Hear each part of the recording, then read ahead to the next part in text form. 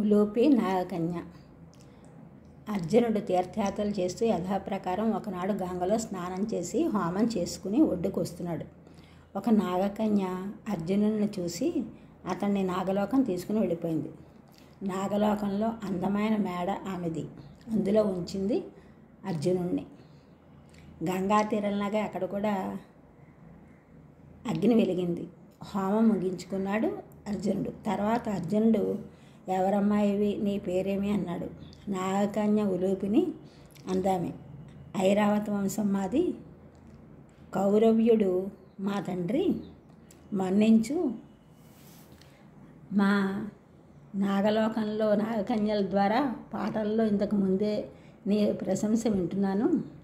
నీ మీద మనసు పెట్టుకున్నాను. ఇన్నాళ్ళకి ఈవేళ గంగానదిలో కనిపించావు అంది ఉలూపి. బాగుంది, కానీ మా అన్నగారి మాట మీద వ్రతదీక్షలో ఉన్నాను, తీర్థయాత్ర చేయాలి అన్నాడు అర్జునుడు.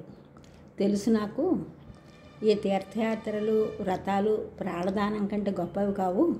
ద్రౌపది కోసం మీరు నియమం పెట్టుకోవడం అన్నీ నాకు తెలుసు, కానీ నన్ను పరిగ్రహించు, నీకు వ్రతభంగం కాదు అంది ఉలూపి. అలా వారిద్దరూ కాలం గడిపారు. వారికి కొడుకు పుట్టాడు. వానికి ఇలావంతుడు అని పేరు పెట్టారు.